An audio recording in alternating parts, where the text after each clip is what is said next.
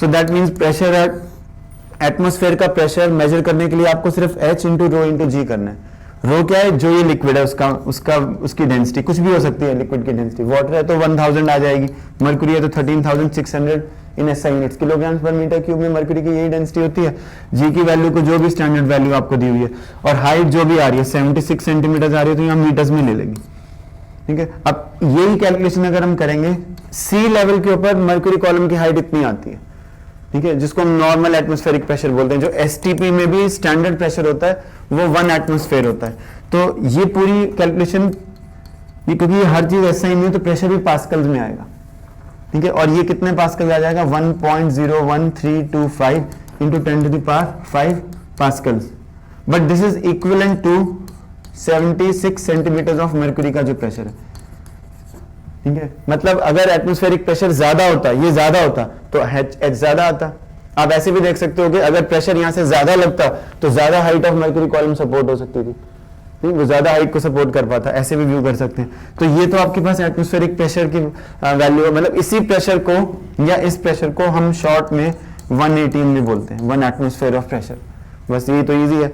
और अगर सिर्फ 1 सेंटीमीटर ऑफ मर्क्यूरी कॉलम है, उसका प्रेशर को कितना बोलते हैं, 1 सेंटीमीटर ऑफ मर्क्यूरी का जो प्रेशर होता है, 1 सेंटीमीटर ऑफ मर्क्यूरी के प्रेशर को क्या बोलते हैं, इसको हम 1 टॉर बोलते हैं, 1 टॉर, ठीक है। तो ये किसके इक्वल आ जाएगा, ये चीज 76 टॉर्स के इक्वल, नहीं, ये तो इजी है। और 10⁵ पास्कल के प्रेशर को हम शॉर्ट में क्या बोलते हैं, हाँ, सब लोगों को कुछ ना कुछ आएगा, ऋषि बताएगा, हाँ 1 बार बोल देते हैं, ठीक है। तो 1 बार, मिली बार तो फिर उसी से आएगा, उसका भी 1000। तो ये तो कम से कम आपको याद रहनी चाहिए टर्म्स, ठीक। आर्किमिडीज प्रिंसिपल है ना, बॉइंट फोर्स, ठीक है, ये वाले आइडियाज होते हैं। बॉइंट फोर्स ये तो बिल्कुल इजी चीजें हैं, ठीक है। बॉइंट फोर्स ये तो सबको मालूम ही है। तो let's suppose the density of this solid, जिस मेटल से सॉलिड बना उसकी डेंसिटी सपोज रो ऐसे, ठीक है। तो ये फ्लोट कर रहा है, तो अब इसके ऊपर 2 फोर्सेस लग रही है, एक तो ग्रेविटी की फोर्स, सॉलिड के ऊपर ग्रेविटी की force mg। So why it is floating, because it is experiencing some buoyant force. ये आपको समझ लेना चाहिए बेटा, क्योंकि ये सॉलिड अगर इक्विलिब्रियम में तो इसके ऊपर नेट फोर्स और नेट टॉर्क दोनों 0 है। अब नेट टॉर्क की पिक्चर स्कूल में तो आती नहीं है, लेकिन अभी आपको ये मालूम होना चाहिए कि ये जो दोनों फोर्सेस हैं इनकी लाइन ऑफ एक्शन एक ही आएगी, तभी इन दोनों की फोर्सेस की नेट टॉर्क 0 आएगी। नहीं, किसी भी पॉइंट के अराउंड आप नेट टॉर्क लो, जैसे अगर हम समझ में आ रहा है आपको, these forces have to pass through the same line of action, if they don't do so they will have a torque, ठीक है। सपोज हम ऐसे बॉइंट फोर्स को दिखा देते हैं, ऐसे हम बॉइंट फोर्स को दिखा देते हैं, और ऐसे हम ग्रेविटी की फोर्स को दिखा देते हैं। तो then these two forces, if the solid is in equilibrium, then these two forces have the same magnitude। तो ये हमने कहा, मैंने आपको बताया था, ये तो कपल बन जाएगा, ठीक है। And this couple will cause a rotation, किस सेंस में, तो आप देखो यहां से हम परपेंडिकुलर ड्रॉप करते हैं इस पे, इन दोनों फोर्सेस में से किसी भी फोर्स का मैग्नीट्यूड ले लो, ठीक है, और मल्टीप्लाई बाय दिस परपेंडिकुलर, इतनी नेट टॉर्क लगेगी बॉडी के ऊपर। किस डायरेक्शन में लगेगी वो आप देख लो। अगर हम इस पॉइंट के विद रिस्पेक्ट में टॉर्क निकालते हैं तो इसकी टॉर्क तो 0 आ जाएगी, और इसकी टॉर्क आएगी ये R क्रॉस F ऐसे। तो मतलब जो टॉर्क है वो सॉलिड को ऐसे घुमा रही है, फिर ये इक्विलिब्रियम में नहीं रहेगा, ठीक है। तो बेसिकली ये आर्ग्यूमेंट ये आपको ये भी एक्सप्लेन कर रहा है, ये वाला डायग्राम, कि why mg and fb have to lie along the same line. तो ये जो डॉटेड लाइन बनाई है इसका कुछ ना कुछ नाम रखना है, तो अभी हम ये नाम रख देते हैं for the timing. Let's call it as the normal axis of the body. Normal axis मतलब that straight line on which both these vectors will lie when the body is in equilibrium and it is floating. जब body float कर रही है equilibrium में, तो कौन सी straight line के ऊपर ये दोनों वेक्टर्स लाई करती हैं, ठीक है। ये तो इजी है। बाकी इसमें और भी फाइनल पॉइंट्स होते हैं जो अभी हमारे पास आएंगे।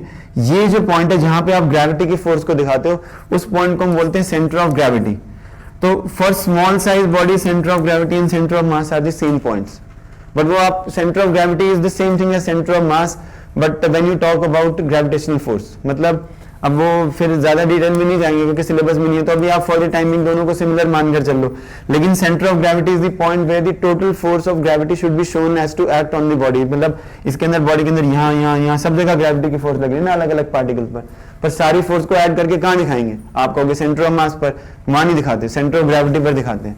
For small size body the two are same, when the bodies are very large in size, let's say thousands of kilometres या हंड्रेड्स ऑफ किलोमीटर्स ऊंचा कोई ब्लॉक आ जाए, उसके अंदर दोनों सेम नहीं आएंगे, सेंटर ऑफ मास और सेंटर ऑफ ग्रेविटी। तो वो पॉइंट मोस्टली आपको अभी इंपॉर्टेंट नहीं है, ये तो समझ में आएगा ये एफ बी और ये इस तरफ क्यों आ रही है।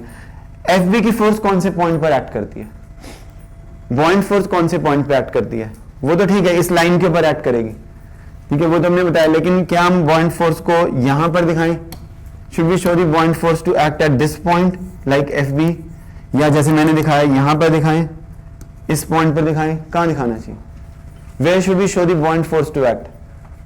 बॉइंट force on an object acts at the point which we call as centre of buoyancy. किसी भी ऑब्जेक्ट के ऊपर जो बॉइंट फोर्स है वो एक ऐसे पॉइंट पे एक्ट करती है, उस पॉइंट को हम बोलते हैं centre of buoyancy. What is that point? तो जो डिस्प्लेस लिक्विड है, ये तो आप लोगों को मालूम है ना, जो ये वाला लिक्विड है ये डिस्प्लेस लिक्विड है, इस डिस्प्लेस लिक्विड का सेंटर ऑफ ग्रेविटी जहां पर है, बॉइंट फोर्स वहां पर एक्ट करती है। अब क्योंकि इसकी शेप तो बॉडी की शेप के सेम ही होगी, है ना, लेकिन डेंसिटी अलग है, डेंसिटी इज अलग, मास विल बी डिफरेंट, ठीक है। तो the buoyant force should be shown to act at a point which we call as the centre of gravity of the, जो लिक्विड डिस्प्लेस हो गया उस डिस्प्लेस लिक्विड का जो सेंटर ऑफ ग्रेविटी है वहां पे बॉइंट फोर्स एक्ट करेंगे हमेशा, समझे, ठीक है, ये तो इजी है, ठीक है। तो आपको ये ध्यान में रखना है बस ये चीज, अब थोड़ा सा हम इसमें उस जो हमने किया उससे आगे चले गए, और ये इसको यहाँ पे इजीली से सीख सकते हैं हम, ठीक है, it is not at all difficult. So ये इंपॉर्टेंट आएगा अभी बाद में जो हम करेंगे ना। तो एक्चुअली कई बार हम ये कंसेप्ट पढ़ते हैं stability of a floating body. Stability of a floating body में क्या होता है, सपोज इसी ऑब्जेक्ट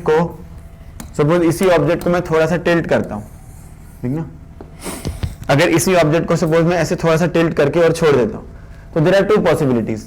अगर मैं इसको हल्का सा टिल्ट करके छोड़ा, या तो ये वापस आ जाएगी रिस्टोरिंग, जैसे कि ऑसिलेशंस में होता है ना, पेंडुलम को हम थोड़ा सा इधर करके छोड़ते तो क्या होता है, ऑसिलेशंस होती हैं, ठीक है। लेकिन अगर इसको मैंने थोड़ा सा ऐसे टिल्ट करके छोड़ा और छोड़ने के बाद ये मान लो ऐसे ही घूम गई और नीचे गिर गई, फिर तो ये सिंकिंग होगी, फिर तो ये स्टेबल ना हुआ, इसका जो फ्लोटेशन है वो स्टेबल नहीं हुई, ठीक है। लेकिन अगर सपोज हमने इसको हल्का सा टिल्ट करके, small angular displacement, and then we release it, if it tries to come back, तो अगर हम इसको ऐसे घुमा रहे हैं तो हम टॉर्क लगा रहे हैं। सपोज इसको हमने थोड़ा सा टिल्ट करके और छोड़ दिया, ये वही बॉडी है, अगर ये आपको सेम नहीं लग रही है तो then my drawing is poor, ठीक है, तो सेम लगनी चाहिए, वो एग्जैक्टली कंप्यूटर से तो कॉपी पेस्ट कर देते ना।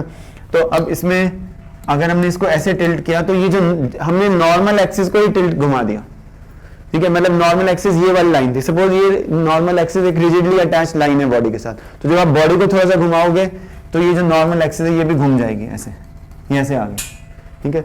अब जब आप बॉडी को थोड़ा सा टिल्ट कर दोगे तो centre of buoyancy will change, अब सेंटर ऑफ बॉयंसी चेंज हो जाएगा, because now a different liquid has been displaced from by the solid, the liquid which has been displaced by the solid it changes now, पहले वो ये वाला liquid displace हो रहा था, अब कोई और हो रहा है, तो सेंटर ऑफ बॉयंसी भी चेंज हो जाएगा, तो बॉइंट फोर्स अलग पॉइंट पे एक्ट करेगी।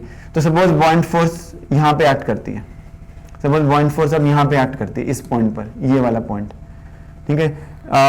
तो इसमें थोड़ा सा मैं इस डायग्राम को चेंज भी कर सकता हूँ ताकि आपको कंसेप्ट समझ में आए, ठीक है। तो ये इस तरीके से था कुछ, लेट्स इमेजिन कि पहले तुमने ऐसे ही बना दिया था, ये जो येलो वाला पॉइंट है, सपोज पहले बॉइंट फोर्स इस पॉइंट पे एक्ट कर रही थी, लाई तो वो इसी लाइन पे कर रही थी नॉर्मल एक्सिस के ऊपर, it was lying on the same line, but suppose it was acting at this yellow point, ठीक है। Now because we tilt the body, suppose this point changes something and then center of body means now the center of buoyancy is this, you can call this yellow point as B, you can call this point as B dash. Buoyant force will act in the upward direction only, it will have nearly the same magnitude, if you give a small displacement the magnitude will not change much, तो change कर भी जाए तो कोई problem नहीं है, ठीक है, वो हमारे लिए। तो अब सपोज जो सेंटर ऑफ ग्रेविटी है बॉडी का वो यहाँ पर है, ये वाला पॉइंट ले लो, कोई भी बना दो, ये सेंटर ऑफ ग्रेविटी है, अब ये ग्रेविटी की फोर्स है, ठीक है, तो ये बॉइंट फोर्स, ये ग्रेविटी की फोर्स mg, जो यहाँ पे भी थी mg, ठीक है। अब ये जो लाइन आई, ये वाली जो लाइन है, ये कौन सी लाइन है, this is the line through which the new बॉइंट force acts, मतलब अब बॉडी को टिल्ट करने के बाद बॉइंट फोर्स किस लाइन के ऊपर एक्ट कर रही है, ये वो नई वाली लाइन आ गई, ठीक है। ये लाइन नॉर्मल एक्सिस को यहां पर कट करती है, ये वाली लाइन जो बॉइंट फोर्स, जो नॉर्मल एक्सिस को ये वाली लाइन यहां पे कट करती है। So this point over here, इसको हम बोलते हैं, इसको हम कैपिटल एम से डिनोट करते हैं, इसको हम मेटा सेंटर बोलते हैं, metacentre, we call it as metacentre, ठीक है। तो अब metacentre basically becomes like a hinge, मतलब अगर हम थोड़ा सा हमने इसको रोटेट करके यहां पे मैंने पकड़ा हुआ, तो ये तो कोई प्रॉब्लम नहीं है, ना उधर जाएगी ना उधर जाएगी। I have just applied a torque on this, पहले इक्विलिब्रियम में थी, नेट फोर्स 0 नेट टॉर्क 0। अब मैंने अपनी टॉर्क लगाकर इसको यहां पे रखा ऐसे, जैसे मैं अपनी टॉर्क रिलीज करूंगा तो किस तरफ जाएगी, ये ऐसे जाएगी या वापस जाएगी, ठीक है, तो ऐसे जाएगी। देखना इस मेटा सेंटर को के अराउंड टॉर्क ले लो आप, तो एफ बी की टॉर्क तो 0 आ जाएगी, एफ बी की टॉर्क तो 0 आ जाएगी, बिकॉज वो मेटा सेंटर की डेफिनेशन ही है कि जो नई सेंटर ऑफ बॉयंसी है उसके थ्रू बॉइंट फोर्स नॉर्मल एक्सिस वाली लाइन को जिस पॉइंट पे कट करती है वो पॉइंट मेटा सेंटर होता है। तो एफ बी की टॉर्क तो इस पॉइंट के रिस्पेक्ट में 0 आ गई, एम के रिस्पेक्ट में। ग्रेविटी की टॉर्क किस सेंस में आई, देखना ग्रेविटी की टॉर्क ये आर वेक्टर है ना, यहां से यहां तक मैंने इसको आगे बना दिया, ये आर वेक्टर, तो आर क्रॉस एफ वो किस सेंस में आएगा, राइट हैंड रूल से, ऐसे, मतलब ऐसे टॉर्क लग रही है। तो हमने इसको यहां छोड़ा तो टॉर्क इस तरफ दोबारा इसको वहीं पे ले आएगी, ये तो बढ़िया चीज होगी, है ना। बॉडी को आपने थोड़ा टिल्ट किया और बॉडी फिर से घूम की, जैसे हमने अपनी फोर्स को हटाया बॉडी के ऊपर टॉर्क ऐसे लगी ग्रेविटी की टॉर्क, और बॉडी फिर से ऐसी सिचुएशन में आने की कोशिश करेगी। So it will come here, but when it comes like this it will not be at rest, ये ओवरशूट कर जाएगी ऐसे, और फिर थोड़ा बहुत ऑसिलेशन जिसमें सेटअप हो सकती है, ठीक है। तो ये तो इजी है। This will happen, body will come back to its equilibrium position when the center of gravity lies below the meta center.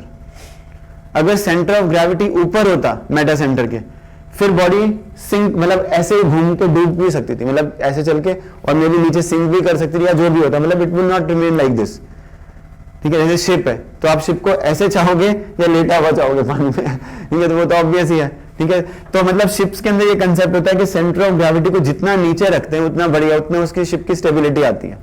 तो जैसे कोई कैच है, मतलब कोई बहुत सारी मछलियां पकड़ ली ट्रॉलर ने, तो कैच को कहाँ रखेंगे, ऊपर डेक पे नहीं रखेंगे, यहाँ पे नीचे रखेंगे कुछ, जितना लोअर डाउन कैच को स्टोर करेंगे उतना ही centre of gravity of the system remains means below the metacentre. तो थोड़ा सा शिप को डिस्टर्बेंस होती है तो शिप वापस आ जाएगी, थोड़ा सा उस तरफ डिस्टर्बेंस होती है फिर वापस आ जाएगी। तो अगर आप देखो, suppose this thing happens, suppose something like this happen, ये तो समझ में आ गया आपको, ठीक है। अगर मान लो इसी ऑब्जेक्ट के लिए सपोज ऐसी कोई सिचुएशन होती, ये ऑब्जेक्ट है और इसका सेंटर ऑफ ग्रेविटी यहां पर होता mg, ठीक है। इसी में ही देख लो आप, इसी डायग्राम को मॉडिफाई कर देते हैं, दूसरा डायग्राम की जरूरत नहीं पड़ेगी आपको। इसी केस में सपोज यहां पे सेंटर ऑफ ग्रेविटी नहीं है, मान लो सेंटर ऑफ ग्रेविटी सपोज यहां पर है, इधर है, ये ऐसे ले लेते हैं, ये वाला जो पॉइंट है यहां पे बना देता हूं मैं। अब इसमें क्या आएगा देखना, अगर ग्रेविटी की फोर्स यहां पे एक्ट कर रही है, मान लो mg, ठीक है, तो आपने इसको टिल्ट किया, तो अब टिल्ट करने के बाद जो नॉर्मल एक्सिस है वो ये आ जाएगी, ये तो फिर से वहीं आ जाएगा, है ना, बनाना पड़ेगा। ये बड़ा इजीली डायग्राम बनाकर हम देख सकते हैं कि जब आप बॉडी को टिल्ट करोगे, अगर मेटा सेंटर बॉडी के सेंटर ऑफ ग्रेविटी के नीचे आ जाएगा तो बॉडी फ्लोट करने की बजाय सिंक करेगी। Suppose we tilt this body like this and suppose this point is mg, ऐसे एक्ट कर रहा है, और जो ये वाली लाइन नॉर्मल एक्सिस ऐसे आ गई घूमकर, ठीक है, और जो नया सेंटर ऑफ बॉयंसी है वो यहाँ पर है, तो ये ऊपर आएगा, यहाँ पर है तो ये सेंटर ऑफ बॉयंसी, ठीक है, तो ये लाइन अभी भी ऊपर आएगा ना, तो इसको नीचे कर देते हैं सेंटर ऑफ बॉयंसी को, ऐसे मान लो सेंटर ऑफ बॉयंसी यहाँ पर है, नया centre of buoyancy, let's imagine, तो सेंटर ऑफ बॉयंसी नए वाला, ठीक है, तो बॉयंट फोर्स ऐसे एक्ट करेगी, buoyant force will act like this, इतनी ज्यादा, ये बॉयंट फोर्स है, ये नया सेंटर ऑफ ग्रेविटी है बी डैश। अब देखो आप, ये centre of gravity of the solid, और ये जो आएगा ये वाला पॉइंट, ये मेटा सेंटर आ गया। अब बॉयंट फोर्स की टॉर्क तो 0, क्योंकि वो मेटा सेंटर में से ही पास कर रही है, लेकिन ग्रेविटी की टॉर्क देखना, r vector cross F vector, तो आर क्रॉस एफ किस तरफ आएगा, इस तरफ ही। तो मतलब आपने इसको थोड़ा सा टिल्ट किया, अगर centre of gravity Meta centre के ऊपर है, ठीक है, तो बॉडी फिर ऐसे घूम के फिर वो तो लेट ही जाएगी, इट विल जस्ट, ठीक है, इट माइट मींस वो टिल्ट कर जाएगी कंप्लीटली, तो it will not be a stable equilibrium for the body. Stable equilibrium तब आएगा हम थोड़ा सा डिस्टर्ब करके छोड़ते हैं, वापस उसी इक्विलिब्रियम की पोजीशन में आए बॉडी। ये सब एक ही इजी केस है ना। तो लेट सपोज, फिर इसको हम कॉम्प्लिकेट भी कर सकते हैं। ये सपोज आपके पास एक लिक्विड है, सपोज इसमें पहले लिक्विड था, ये उसका फ्री सरफेस था लिक्विड का, और ये अर्थ फ्रेम है ना, this person is standing on the earth frame.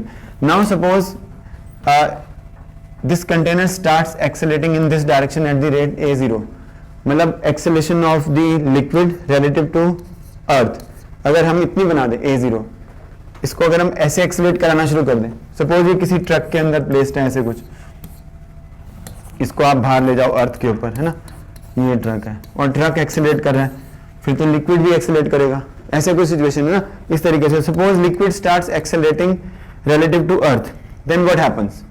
First of all this free surface will no more be parallel to the earth surface. Earth surface को तो हम हॉरिजॉन्टल मानते हैं, तो इक्विलिब्रियम में जब a0 0 है, मतलब लिक्विड या तो रेस्ट के ऊपर है या वो कांस्टेंट वेलोसिटी से मूव कर रहा है, तब तो ये येलो वाली लाइन इस हॉरिजॉन्टल अर्थ सरफेस के पैरेलल आएगी, ठीक है।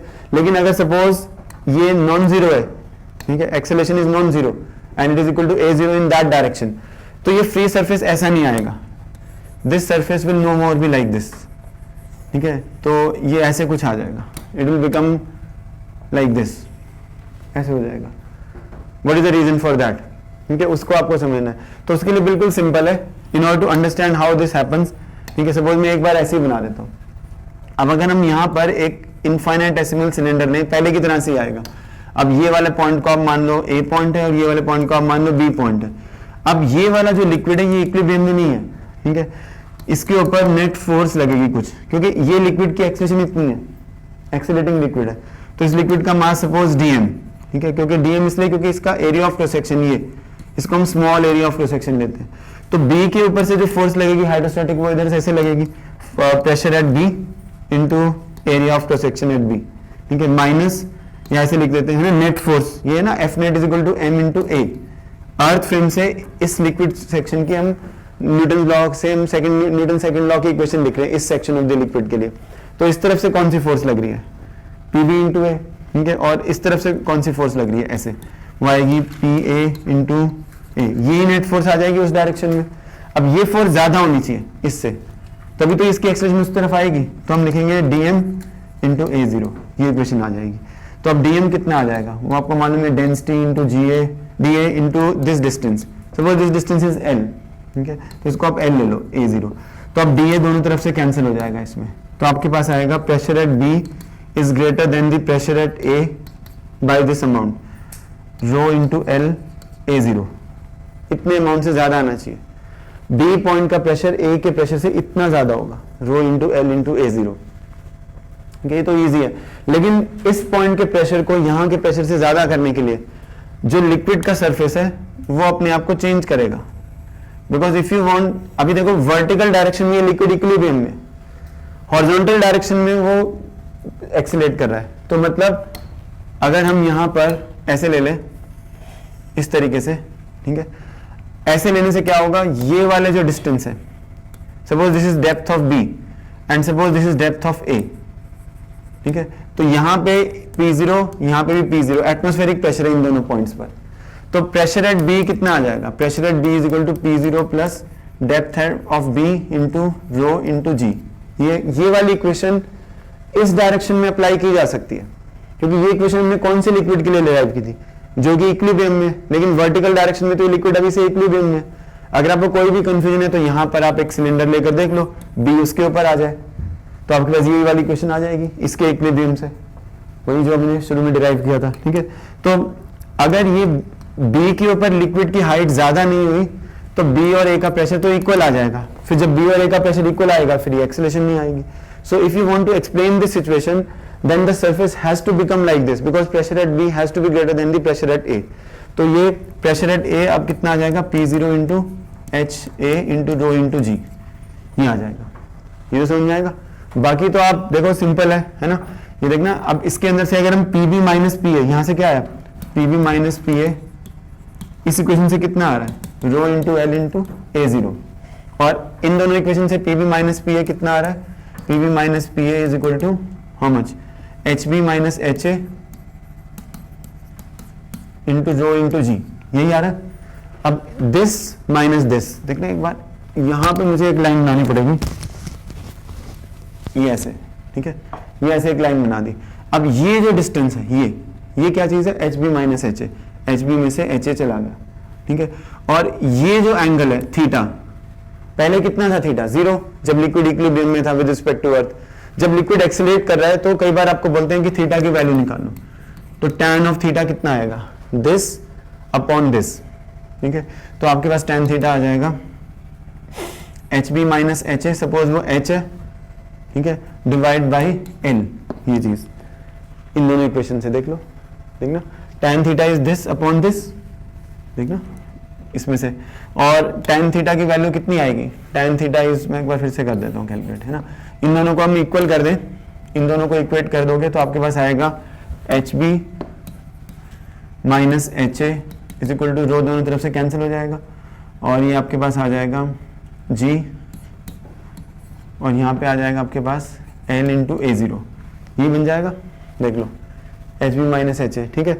अब tan थीटा कितना आता है, tan theta is equal to H B minus H A upon L, और वो कितना आ जाएगा, H B minus H A upon L, वो आएगा ए जीरो अपॉन जी, ये इक्वेशन आ जाएगी। तो ये भी आप लिख लेना, एच वर्मा की बुक में भी दिया हुआ है बहुत अच्छे तरीके से।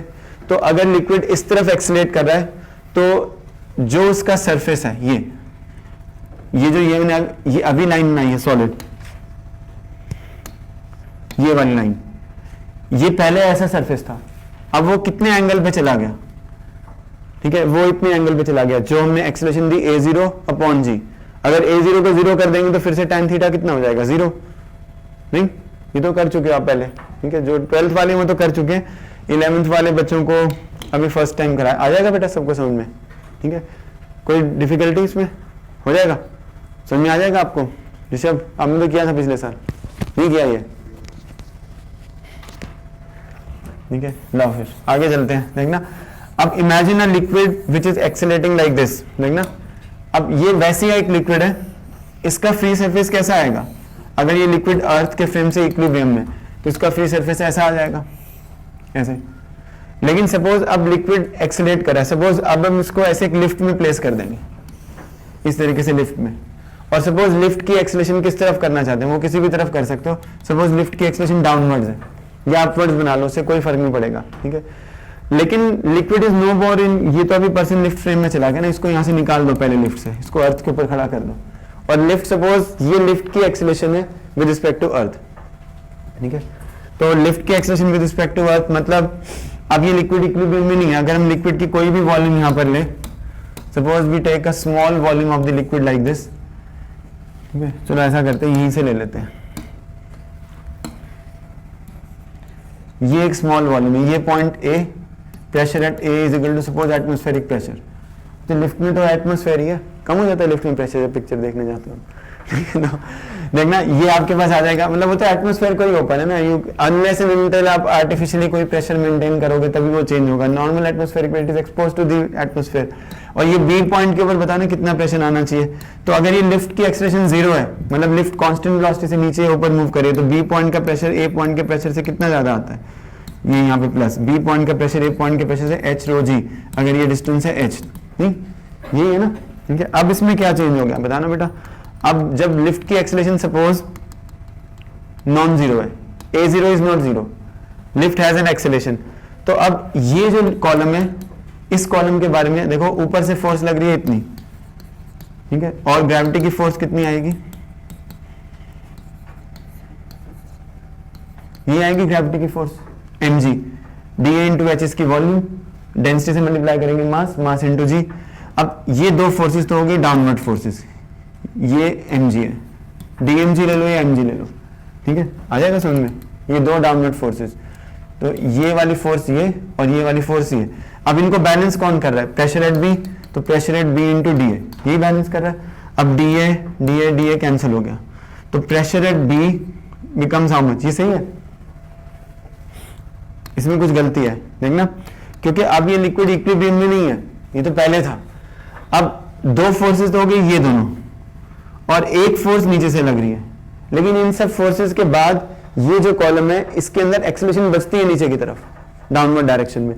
तो अर्थ के फ्रेम से इसके ऊपर एक फोर्स, ये एक ग्रेविटी की फोर्स, और ये इक्विलिब्रियम में नहीं है लिक्विड, ठीक है। तो जो नीचे से फोर्स लग रही है वो कितनी है, pressure at B into D है, ये नेट फोर्स आ जाएगी डाउनवर्ड डायरेक्शन में, और इनके बाद लिक्विड कॉलम की जो एक्सेलरेशन आ रही है वो इतनी आ रही है, ठीक है। तो बिल्कुल ईजी हो जाएगा। अब इसमें आप देखना P0 into D A plus H into rho into G into D A minus P B into D A, और डी एम कितना आएगा, H into D A into rho into A zero, ये आ जाएगा।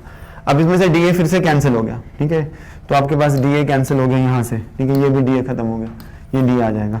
तो प्रेशर एट P0 इंटू है ना, ये प्रेशर एट ए ले लो, प्रेशर एट ए, तो pressure at A minus pressure at B is equal to कितना आ जाएगा, H into rho into A zero minus G, यही आ जाएगा, ठीक है। आप ऐसे भी लिख सकते हो, प्रेशर एट बी, इसको उधर ले जाते हैं, is equal to pressure at A plus H into rho into G minus A zero, ये आ जाएगा। ये आपको इसको फटाफट करने की हैबिट डालनी पड़ेगी। आपको मुश्किल लगता है, आसान लगता है, वो तो कंसेप्ट ही नहीं है, ठीक है। मतलब ये इक्वेशन आगे, जब ए जीरो जीरो है तो ये वही फॉर्मूला बन जाएगा जो आप पहले से जानते हो। सपोज लिफ्ट एक्सेलरेट नहीं कर रही है तो ए जीरो कितना हो जाएगा, जीरो, ठीक है। और तब क्या आ जाएगा, P B is equal to P A plus H rho जी।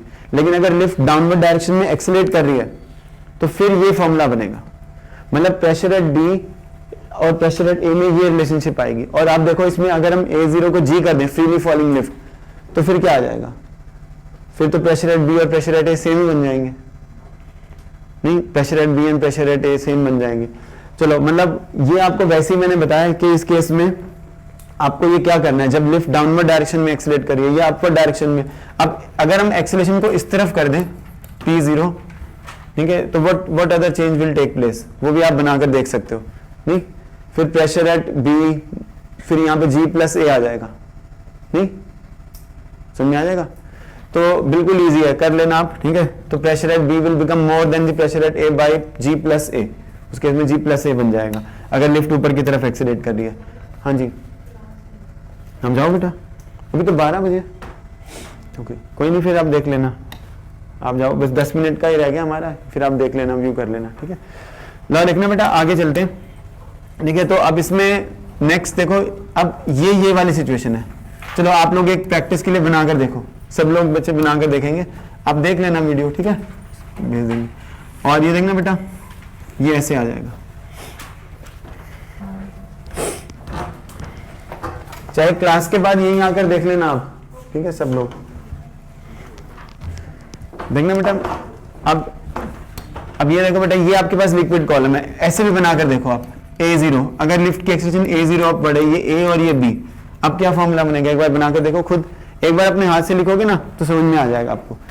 ये कितना है बेटा एरिया, DA, नहीं, एक बार बनाकर देखो, इनके बीच में सेपरेशन है H, और अर्थ फ्रेम से ये कॉलम क्या इक्विलिब्रियम में है, नहीं है, ठीक है। तो इस कॉलम का जो मास आएगा वो आएगा H into area of cross section into density, और इस कॉलम के ऊपर एक यहाँ से फोर्स लग रही है, एक ऊपर से फोर्स लग रही है, ठीक है, और उसके बाद एक ग्रेविटी की फोर्स लग रही है, DM इंटू जी, ठीक है। तो इन सब फोर्सेस के एक्ट करने के बाद फिर ये कॉलम अर्थ के फ्रेम से ऊपर की तरफ एक्सेलरेशन करता है। तो मतलब force at B is more than the force at A, ये प्रेशर रेट है ना, pressure at A plus H into D A into rho is equal to H into D A into rho into A zero. ये equation आपको समझ में आ जाएगी बेटा, बताओ, ठीक है। अब ये डी ए फिर से कैंसिल हो जाएगा दोनों तरफ से, ठीक है। तो pressure at B is equal to pressure at A is equal to rho G plus A zero into H, ये फॉर्मूला आ जाएगा। यही मैं आपको बता रहा था ना, इसको अगर आप सिंप्लीफाई करोगे तो ये फॉर्मूला आ जाएगा, ठीक है। तो थोड़ी सी प्रैक्टिस करनी है आपको इसके बारे में, ठीक है। 2 बार इनको करोगे ना तो आ जाएगा, फास्ट तो नहीं है, कर लोगे ना, कर लोगे बेटा, देख लेना, इजी है। चलो ये चीज थोड़ी सी अब पिक्यूलियर है ना।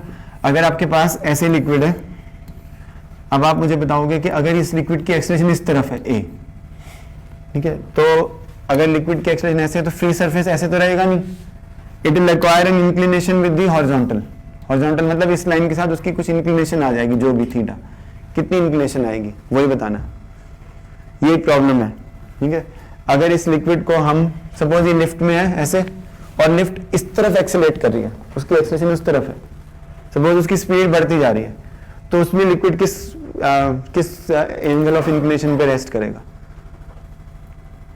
बता दोगे कैसे?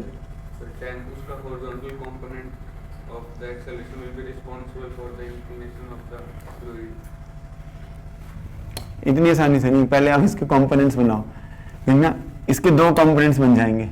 ए can be broken up into two parts, A X A Y, ये वही चीज है, ठीक है। ए जीरो है और ए जीरो एक्स ए जीरो वाई, ए जीरो एक्सेलरेशन के दो कंपोनेंट्स बना दिए, मतलब ये खत्म हो गया, ठीक है बेटा, ये है ना, ये ऐसे आ गया, ए जीरो के आपने कंपोनेंट्स बना दिए।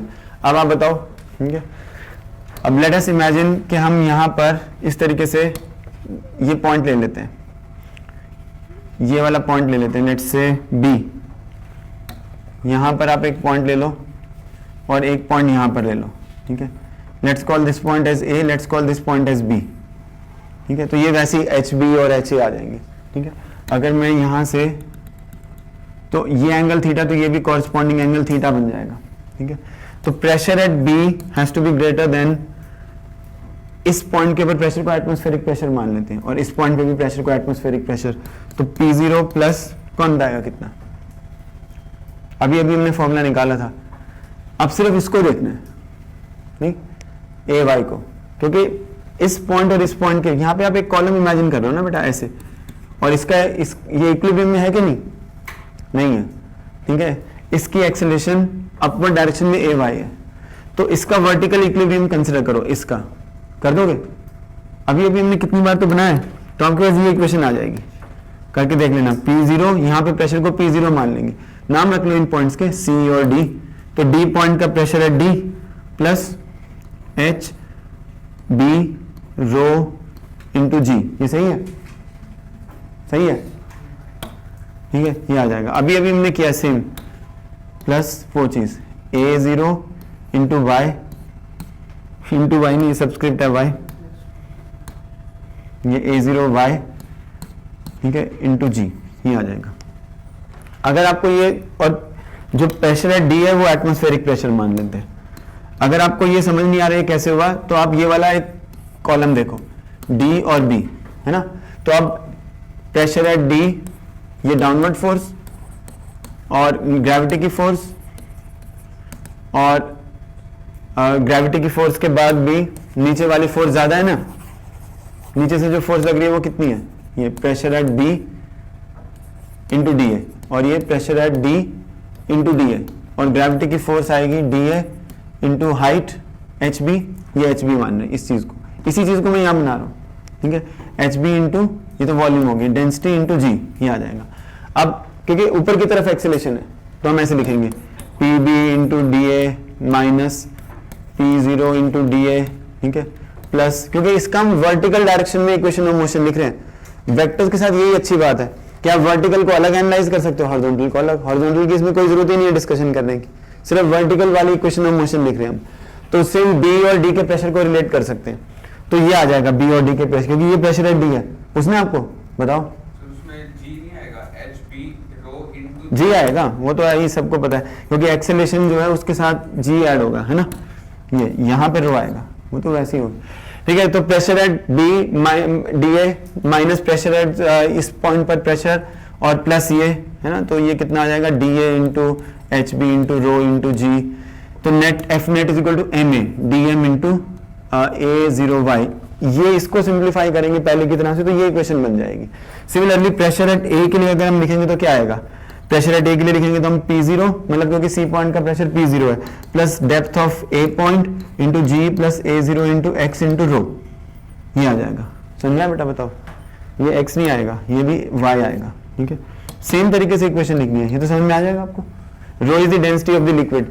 अब आप इस कॉलम के बारे में बात करो, देखना अगर हम इस कॉलम की इक्वेशन ऑफ मोशन लिखते हैं हॉरिजॉन्टल डायरेक्शन में, तो वहां से आपके पास क्या इक्वेशन आएगी, तो pressure at B into D A minus pressure at A into D A is equal to D M आएगा। यहाँ पे डी एम मतलब डी ए इंटू एल, अगर ये डिस्टेंस है एल, ठीक है, एल इंटू डेंसिटी, ये तो वॉल्यूम आ गई है ना, तो इसकी एक्सप्रेशन हॉरिजॉन्टल डायरेक्शन में a0x, ये इक्वेशन आ जाएगी। अब इसमें डी ए कैंसिल हो गया, डी ए कैंसिल हो गया। अब P B minus P A यहां से भी निकाल लो, P B minus P A कितना आता है, P B minus P A, तो अब g plus a0y into rho और H B minus H A, ये बन गया। अब इसको और इसको हम इक्वेट कर देंगे, ठीक है, इसको, तो आपके पास आएगा L into rho into a0x, दूसरी तरफ क्या आएगा, ये रो भी कैंसिल हो जाएगा, तो रो अलग से लिख देते हैं, कैंसिल होने वाला है, ठीक है, तो H B minus H A, H B minus H A, G plus a0y, G plus a0y, ये आ जाएगा। तो अब रो भी खत्म हो गया, रो खत्म हो गया। अब हमें इंक्लिनेशन निकालनी है tan थीटा, तो tan थीटा आएगा H B minus H A upon में एल, यहाँ से H B minus H A upon में एल कितना आएगा, a0x अपॉन a0y प्लस जी। ये काफी इंपॉर्टेंट रिजल्ट है, कई प्रॉब्लम्स में डायरेक्टली यूज हो जाएगा। अब एक क्वेश्चन ये है, देखना ये अच्छा क्वेश्चन है, आई डोंट नो आपके नोट्स में इसमें 3-4 क्वेश्चन होंगे, तो मैं इसको एक बार समझा देता हूँ आपको। ये देखना इजी टर्म्स में अगर हम इसको समझना चाहते हैं, ये आपके पास सपोज कोई लिक्विड है किसी भी कंटेनर में, ना suppose we make a hole here, यहाँ पे हम होल बना देते हैं, तो शुरू में जो लिक्विड है, शुरू मतलब 0 टाइम के ऊपर, initially suppose the liquid is at a height h1 above this hole, मतलब हम h1 डेप्थ के ऊपर ही होल बनाते हैं 0 टाइम के ऊपर, तो यहाँ से पानी निकलना शुरू हो गया, लिक्विड निकलना शुरू हो गया, तो थोड़ी देर के बाद इसका लेवल कम हो जाएगा कि नहीं, ये उतना ही रहेगा लेवल, थोड़ी देर बाद तो कम हो जाएगा, ठीक है। तो अब सपोज जो हाइट बची है इसकी होल के ऊपर, that height is just h2, ठीक है, तो वी वांट टू फाइंड कि h1 लेवल से h2 लेवल तक आने में कितना टाइम लगेगा, h1 हाइट से पानी का जो ऊपर वाला सरफेस है वो h1 से h2 लेवल तक कितनी देर में आएगा, what is the time taken for that, वो टाइम इंटरवल या टाइम टेकन निकालना है, कैसे निकाल सकते हैं। तो ये बिल्कुल इजी प्रॉब्लम है, लेकिन इसका एक फॉर्मूला है, वो आप याद रख लेना। तो हम क्या करेंगे, हम आर्बिट्री टाइम पर देखेंगे। आर्बिट्री टाइम मतलब ये हाइट जब कम हो रही है, तो सपोज आर्बिट्री टाइम मतलब बीच की कोई सिचुएशन, ना पहले वाली लेनी है ना आखिरी वाली, तो जब सपोज किसी भी टाइम स्मॉल टी के ऊपर, अभी जो है ये हाइट है वो स्मॉल एच है, ठीक है, तो इस टाइम टी के ऊपर वेलोसिटी ऑफ फ्लक्स कितनी आएगी, √2 GH। वेलोसिटी ऑफ फ्लक्स भी चेंज करती रहेगी, इसमें कांस्टेंट नहीं है, ये चीज ध्यान रखनी चाहिए। यहाँ पे जो लिक्विड के निकलने की velocity that is not constant, it is a variable, तो इसको हम VE ना लेकर VE भी ले सकते हैं, उससे कोई फर्क नहीं पड़ेगा, आपको मालूम ही है ये वेलोसिटी ऑफ फ्लक्स है। तो अब हम थोड़े से टाइम dt में बात करते हैं, that what is the situation, ठीक है। तो again how much liquid flows out of this small hole in dt time, तो अगर इस होल के क्रॉस सेक्शन एरिया को स्मॉल है और इसके पूरे के क्रॉस सेक्शन एरिया को हम कैपिटल ए अज्यूम कर लें, ठीक है, पूरे के कैपिटल एरिया को कैपिटल ए, तो यहाँ से dt टाइम में कितना लिक्विड निकल जाएगा, ये वाला, मतलब v इंटू dt डिस्टेंस से जो लिक्विड आ रहा है वही निकल जाएगा यहाँ से, और उसका जो मास आएगा वो इतना आ जाएगा, ठीक है। तो आपके पास आ जाएगा, वॉल्यूम के टर्म्स में ले लो, है ना, ये वॉल्यूम है, मास नहीं आएगा, वो अभी तो वॉल्यूम आई, फिर रो से मल्टीप्लाई करके मास आएगा। Volume flown out, how much volume of liquid flows out of this hole in dt time, this much, तो वो कितनी आएगी, a into √2 GH into dt। इसमें तो कोई डिफिकल्टी नहीं, बट यहाँ लिख देंगे volume flown out of this small hole in a small time interval dt, ठीक है। अब जितनी वॉल्यूम यहाँ से फ्लो की, क्या उसकी वजह से लेवल कम होगा लिक्विड का, वैभव, t टाइम पे इतना लेवल था, तो थोड़ी सी देर के बाद, मतलब इस टाइम के ऊपर, इस टाइम के ऊपर क्या लिक्विड का लेवल उतना ही रहेगा h हाइट पर, या कम हो जाएगा, तो थोड़ा सा कम हो जाएगा, तो मे बी यहां तक आ गया ऐसे, ठीक है, मतलब अब जो हाइट बची वो इतनी सी बची, ये this is DH, can you see. तो अगर हम इसको h डैश लेते हैं, ठीक है, तो चेंज इन h DH, ये चेंज इन h क्या है, ये तो नेगेटिव आएगा, नहीं, क्योंकि बाद वाला तो 9.8 है, ये 10 है, तो DH इज नेगेटिव यहां से यहां तक आने में। तो अब इसी वॉल्यूम को हम एक दूसरे ढंग से लिख सकते हैं, कौन सी वॉल्यूम बाहर निकली, यही वाली जो इस सिलेंडर की वॉल्यूम है। तो इस सिलेंडर की वॉल्यूम कितनी आएगी, total area of cross section, ये capital A into this height D H, ये ऐसे आ जाएगा। अब ये चीज और ये चीज सेम होनी चाहिए, ये दोनों सेम होने चाहिए कि नहीं बताओ। ठीक है, ये भी, ये वॉल्यूम आ रही है एरिया इनटू हाइट, ये भी वॉल्यूम है, और ये क्या है, liquid flow down in time dt। ठीक है, ये समझ में आएगा, बताओ क्लियर है। तो ये भी वॉल्यूम फ्लोन आउट और ये भी वॉल्यूम फ्लोन आउट, लेकिन इसमें एक प्रॉब्लम है, dh is negative, a is positive, all these terms are positive. ठीक है, dh इज नेगेटिव, समझ में आना क्यों। ठीक है, तो क्योंकि हाइट को हमने यहाँ से मेजर किया। ठीक है, तो यहाँ पे माइनस साइन लगाना पड़ेगा, नहीं तो सब गड़बड़ हो जाएगी। ठीक है, अब ये पॉजिटिव टर्म है और ये भी पॉजिटिव टर्म है, क्लियर है। तो वॉल्यूम फ्लोन आउट को दो ढंग से लिख दिया हमने, एक तो यहाँ से कितनी निकली और दूसरा यहाँ कितना लेवल कम हुआ, क्लियर है ना। ठीक है, अब इसी को आपको यूज करना है, तो मतलब हमको निकालना है, because we want to find time in which small h becomes h2 from h1 value, time taken. ठीक है, तो वो उसको कैसे निकालेंगे, बाकी चीजें तो कांस्टेंट है इसमें, बस इसमें क्या है, ये माइनस a अपॉन √2g, और स्मॉल a को तो आप किसी भी तरफ रख सकते हो, dh इज इक्वल टू ये माइनस है, ये तो सब हो गया, और यहाँ पे क्या बचा, h raise to the power 1/2, ठीक है आपको, 1√h को हम यहाँ पे लिया है, और यहाँ पे टाइम टेकन आ गया। इसको आप कहीं भी रखो, कोई प्रॉब्लम नहीं है, this term you can place it anywhere, does not matter. उसके बाद इंटीग्रेटिंग बोथ साइड्स, राइट। अब 0 टाइम के ऊपर स्मॉल h की वैल्यू कितनी थी, कैपिटल H1, और t कैपिटल T टाइम के ले लेते हैं, कैपिटल T टाइम पर स्मॉल h की वैल्यू कितनी हो जाएगी, H2। ये टाइम ही आपको निकालना है, नहीं। अब इसको इंटीग्रेट करना है, ठीक है, तो इसको इंटीग्रेट करने के लिए ये देखना, इसको इंटीग्रेट करने के लिए ये पहले ऊपर जाएगा, फिर increase the power bye 1 divide by the increase power. ठीक है, उसके बाद लिमिट्स पुट करेंगे H1 से H2, तो पहले क्या आएगा H2 और बाद में H1, तो ये माइनस साइन अंदर जाकर ये बन जाएगा, देखना, √, इस रिजल्ट को आप डायरेक्टली यूज कर सकते हो, H1 माइनस √H2, और ये 1/2 ऊपर जाके 2 हो जाएगा, तो ये बन जाएगा √2/a, वो आपको चेक करना बन जाएगा कि नहीं, capital A upon small a, ये कैपिटल T की वैल्यू आ जाएगी, ठीक है। इसको आप याद भी कर सकते हो, ठीक है, आसान है बेटा, बेटे easy expression, this is used a lot.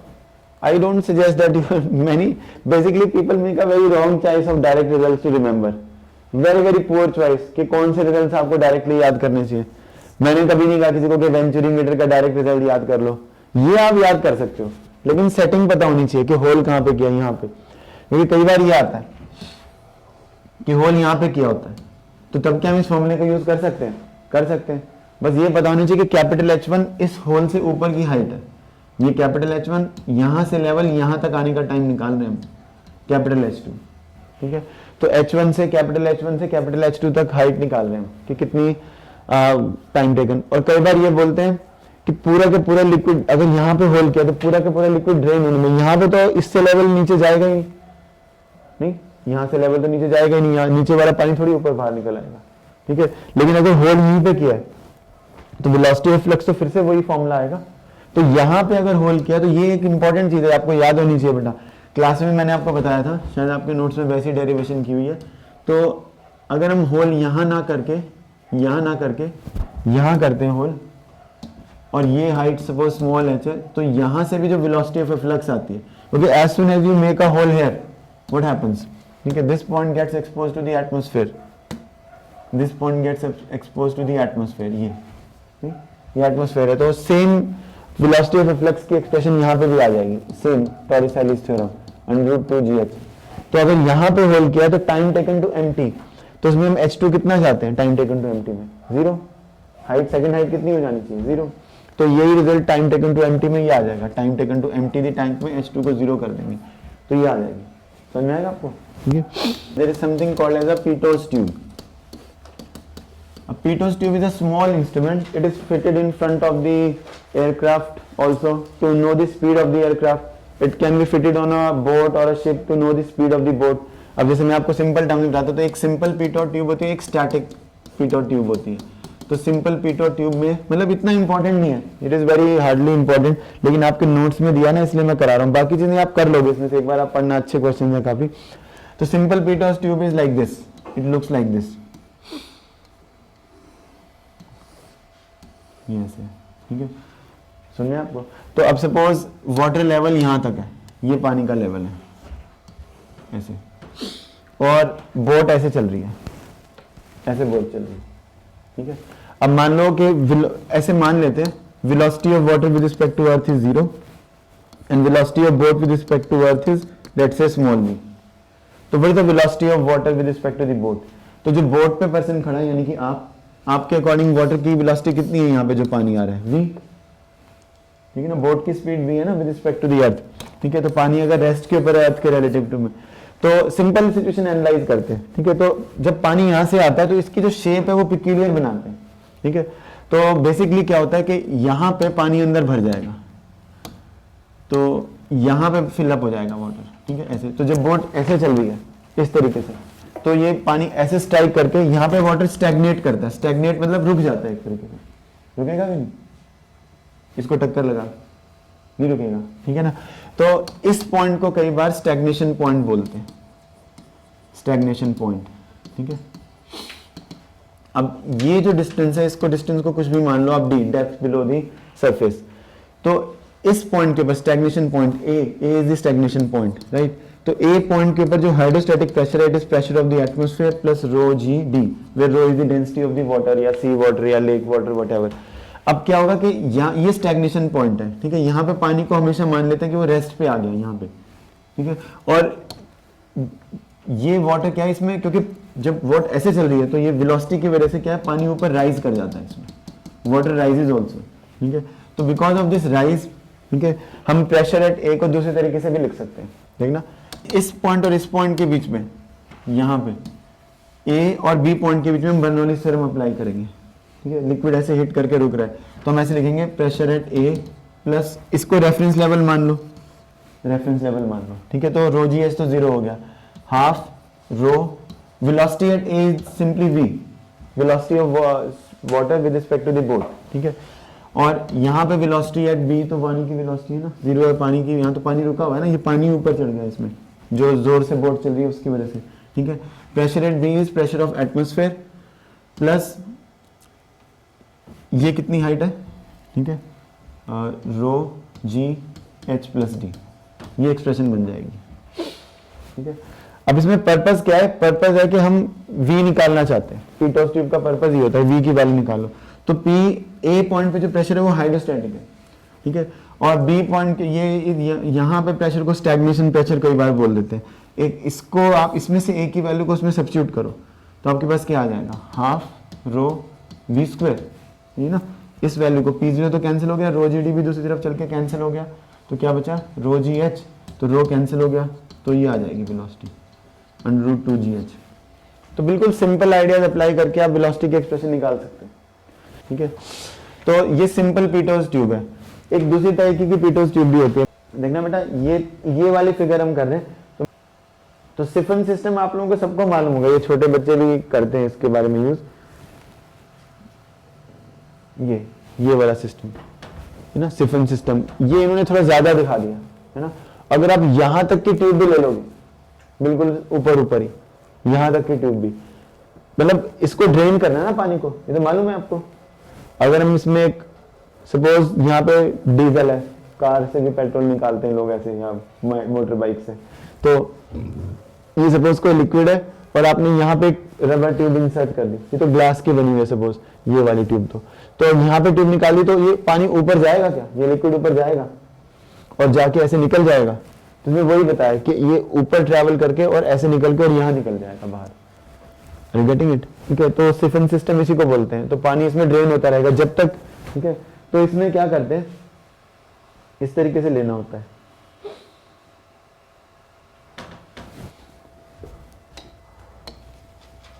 थोड़ा नैरो बना देता हूं मैं, ठीक है।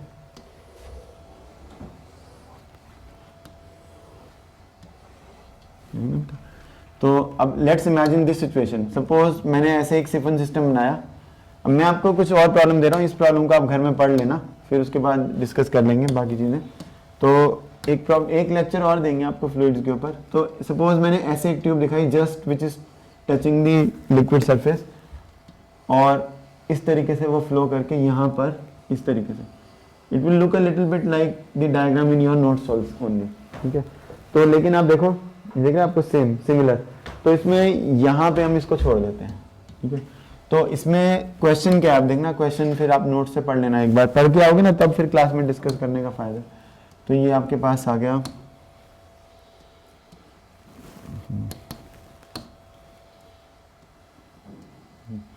so let's call this point as A। ये सपोज A पॉइंट है, और यहाँ पे सपोज हम B पॉइंट दिखा देते हैं, और यहाँ पे सपोज हम C पॉइंट दिखाते हैं, ठीक है। अब बहुत कॉमनली क्या है, आपको ये चीजें दी होती है कि ये हाइट कितनी है, H1 ये दी होती है, आई डोंट नो आपके नोट्स में दी हुई है कि नहीं, और ये वाली जो हाइट है ये भी दी होती है कुछ सेंटीमीटर, जैसे आपको दिया ये 1.8 है और ये 2.3 है, ऐसा कुछ वैल्यूज, ठीक है। ये हाइट्स दी होती हैं। Suppose H1 and H2 are given to you, and suppose आपसे एक सिंपल क्वेश्चन आता है, ये पूछते हैं पहला question, what is the velocity of flow in the siphon system, velocity of flow of the liquid की वेलोसिटी ऑफ फ्लो कितनी आएगी जब हम ये सिफन सिस्टम सेटअप करेंगे। तो बहुत ईजी है, because A is just at the surface, तो A पॉइंट के ऊपर हम प्रेशर को एटमॉस्फेरिक प्रेशर मान लेंगे, तो A और C इन दोनों पॉइंट्स के बीच में बर्नौलीज थ्योरम लिखेंगे। तो pressure at A is P0, reference level आप A को ही मान लो, ठीक है। तो वहां पे हाइट कितनी आ जाएगी, 0, ठीक है। और हम ऐसे लिख देंगे half rho velocity at A का स्क्वायर, और यहाँ पर C पर प्रेशर इज 0, ठीक है, plus half rho velocity at C square, और फिर क्या आएगा रो G। अब इसमें क्योंकि ये हाइट नेगेटिव साइड में चलेगी तो यहाँ -H2 आएगा, ये चीज आपको समझ लेनी चाहिए, ठीक है। इक्वेशन ऑफ कंटिन्यूटी लगा के हम प्रूव कर सकते हैं कि A के ऊपर जो वेलोसिटी है वो बहुत ही कम है। Velocity at C is the velocity of flow which we require in the siphon system, ये कैंसिल हो गया, तो आपके पास क्या आया, half rho VC square is equal to rho GH2, इसको हमने 0 मान लिया। इक्वेशन ऑफ कंटिन्यूटी अप्लाई कर देंगे ना, area of cross section at A into velocity at A, area of cross section at C into velocity at C। Now since ये वाला जो एरिया है ना, इसको हम यहाँ से यहाँ लिखेंगे, तो वेलोसिटी एट A तो C के कंपैरिजन में बहुत कम आएगी ना, ये तो बहुत छोटा सा ऑरिफिस टाइप है और ये ज्यादा एरिया है, इसलिए इसको हमने 0 एज्यूम कर लिया। अब ये रो कैंसिल हो गया, तो वेलोसिटी एट C कितनी आ गई, √2GH2, बिल्कुल इजीली। ये एक क्वेश्चन है जिसमें आता है what is the velocity of flow in the siphon system. अब जो लिक्विड की वेलोसिटी यहाँ पर है वही B पे वेलोसिटी है। अब सपोज आपसे पूछा कि B के ऊपर कितना प्रेशर है, हाइड्रोस्टैटिक प्रेशर एट B, तो A और B के बीच में फिर बर्नौलीज थ्योरम अप्लाई कर देंगे, ऐसे देखना, pressure at A plus row GH तो 0 आ जाएगा इसमें, ठीक है। हाफ रो VA स्क्वायर, इसको भी लेने की जरूरत नहीं है ना, वो हमने देख लिया 0 है। और अब ये तो बर्नौलीज थ्योरम A पॉइंट के ऊपर है ना, उसकी लेफ्ट हैंड साइड, और B पॉइंट के ऊपर प्रेशर एट B हमें फाइंड करना है, रो GH2। H2 अगर आपको दिया हुआ है, H1 यहाँ पे H1 दिया, तो ये अगर आपको दिया हुआ है, और velocity at B is this same, जो C पे वेलोसिटी है वही B पे वेलोसिटी है, तो हाफ रो V स्क्वायर कितना आ जाएगा, 2GH2, तो ये 2 कैंसिल हो जाएगा, ठीक है, तो रो GH2। तो प्रेशर एट B निकालना है आपको, तो इस इक्वेशन से प्रेशर एट B निकल जाएगा, रो GH1 प्लस H2। तो प्रेशर एट B निकालने के लिए बस एटमॉस्फेरिक प्रेशर में से इस प्रेशर को माइनस करना है, तो प्रेशर एट B कम है और A पॉइंट पे प्रेशर ज्यादा है, तभी तो लिक्विड ऊपर पुश हो रहा है ना अगेंस्ट ग्रेविटी। तो न्यूमेरिकल वैल्यूज अगर H1 और H2 की दिए तो आप ऐसे निकाल सकते हो। फिर आपसे C ऐसे ही कुछ और भी 1-2 क्वेश्चन ऐसे भी पूछ सकते हैं